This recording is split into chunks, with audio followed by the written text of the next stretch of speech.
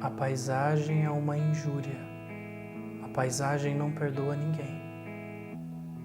Eu e você dançando. Os semáforos estão desligados na mesma avenida.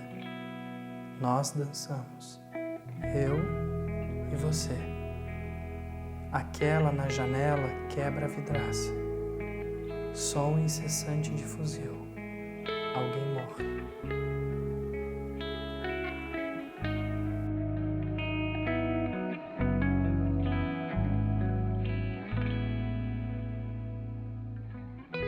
Amanhecerá.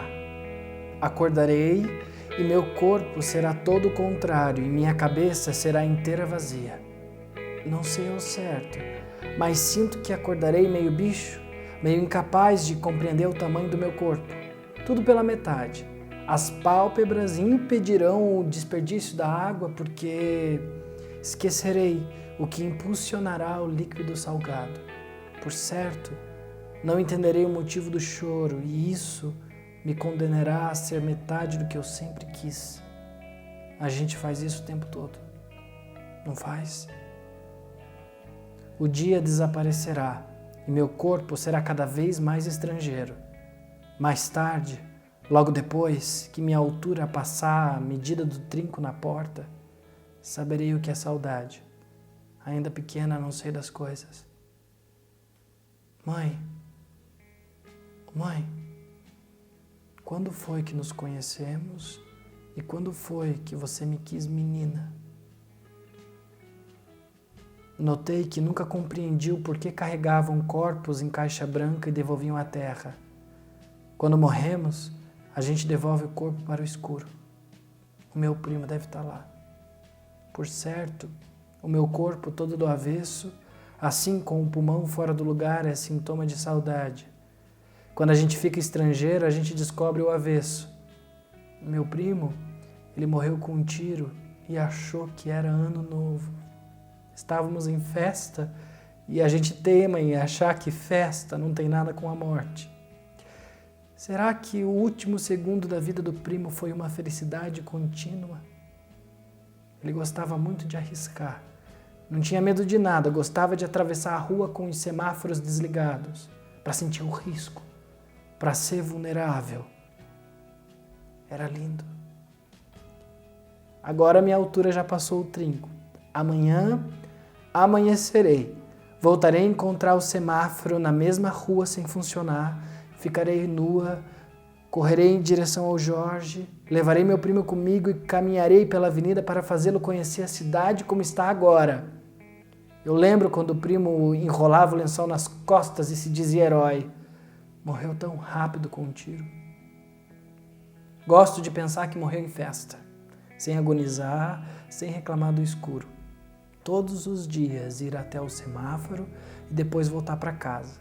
Um afago, uma afronta à vida. Caminhar nua até lá e acreditar que o primo tem meus olhos. Eu tenho muita vontade de matar o homem que atirou no meu primo. Acabar com toda a minha santidade dissimulada. Aquela vai gritar na janela, vai arremessar folhas de papel, irá quebrar a vidraça, gritará insanidades. Eu e Jorge correremos até a praça, nos abraçaremos, depois amanhecerá.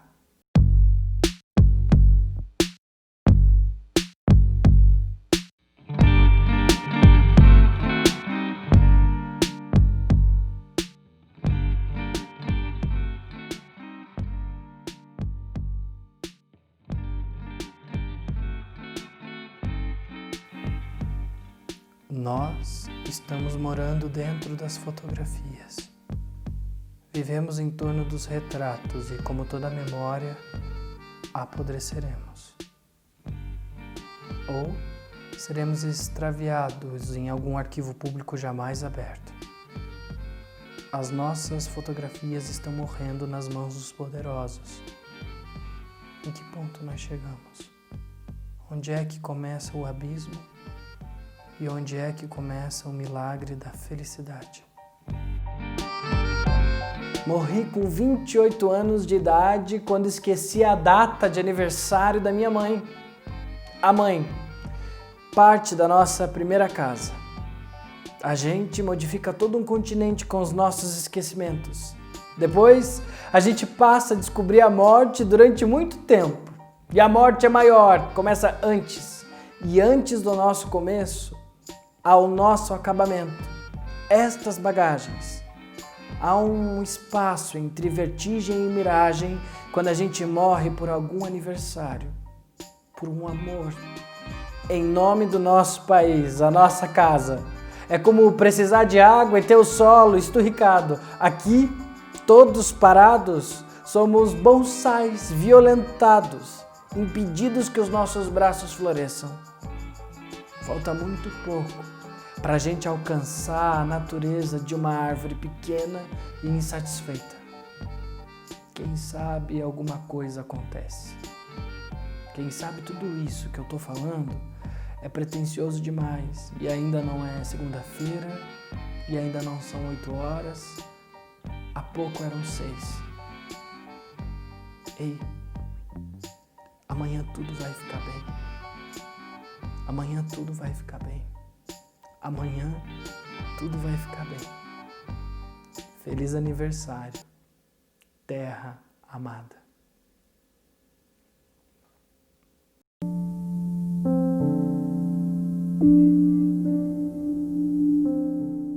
Eu enchi a casa com as últimas notícias presidenciais, as últimas notícias da infantaria, a conspiração de 64, maio de 68, uma esperança na década de 90 e procurava uma data, algo para apoiar a falta de sentido. O pronunciamento no rádio do Jango eu gravei e exibia todas as manhãs no café. Um horror. Os presos políticos se sentavam na mesa de casa. Ai, ai, ai, isso me excitava. Nós, lá em casa, tínhamos responsabilidades. Um dia, pés para cima. Outro dia, limpeza da casa. Não importava a idade. Se falhávamos com a ordem, falhávamos com o amor. Eu nunca entendi o amor. O amor deve se parecer com Deus. Repetia todos os dias como uma sentença. Amor e ordem. Coisa esquisita. Mas a gente vive aqui, com Deus ao lado, nas costas, dentro da gente. Pura rebeldia. Eu arrumo a casa, mas também arrumo o meu corpo para as minhas inquietações. Acho que a mesa, a visão da mesa, o modo como fica faz permanecer todas as nossas memórias, nossos desejos e revoltas. Sonho que estas pessoas frequentem a minha casa para eu passar um café, para eu acalmar os desaparecidos e as desaparecidas, se fosse possível. Eu gostaria de acalmá-las. Comecei, então, a preencher a casa com as notícias. Talvez assim, esses 2 outros que vivem aqui em casa lembrem de alguma empatia. Arear a panela, pausa. Colocar a notícia no azulejo.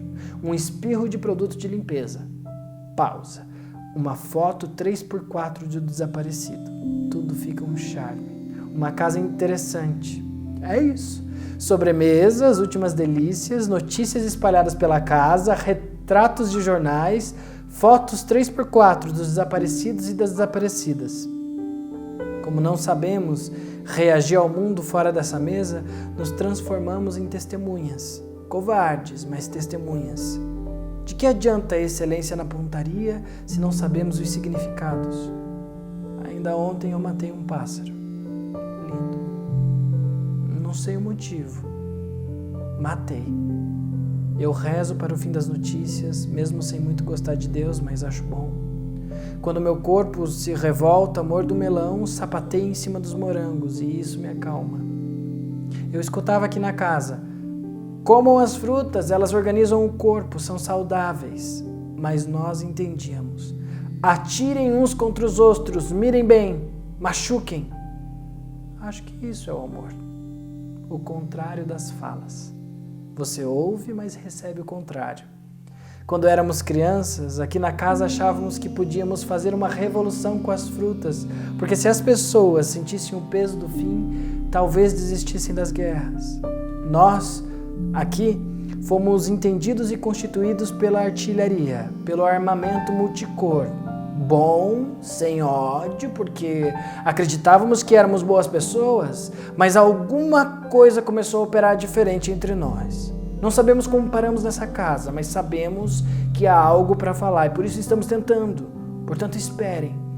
Tentem esperar porque isso tudo é muito sério. Tudo isso é para dizer algo, mas ainda não sei como. Então eu rezo para as cadeiras vazias, eu rezo para as minhas especulações sobre a morte, eu rezo quando quebro o braço do presidente, eu rezo quando queimo minhas cartas, eu rezo quando eu detesto as pessoas que eu amo, eu cometo crimes diariamente na minha cabeça. São imagens belíssimas e creio que deveriam ser levadas ao cinema, somente ao cinema. Eu rezo porque só Deus gosta das rebeldias, porque se assim não fosse, Deus já teria aparecido. Deus gosta das chibatadas. Deus gosta das carniças. Deus gosta das carnes esmurradas com força. Eu sei, Deus. Eu sei bem como é a sua vida.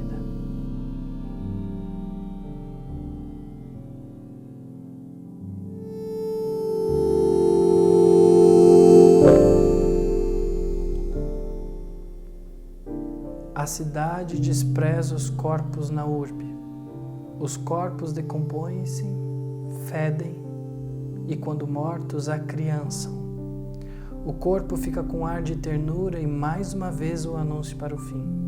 Talvez, se os corpos não coubessem mais as sepulturas e se houvesse uma nova maneira para lidar com os mortos e todos fossem jogados às praças, o mundo seria mais breve.